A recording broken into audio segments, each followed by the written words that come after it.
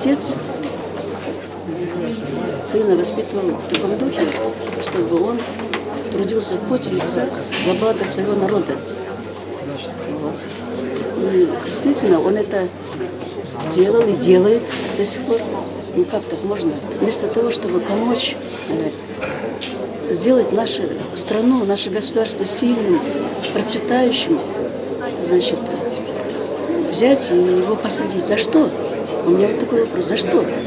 Также об этом спрашивают и другие люди, простые люди наши, народ. За что его так посадили? За какие такие вот... За какую вину?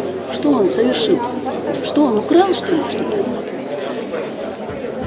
Ушул акыйкат чечип берүүсүн каалайт элек.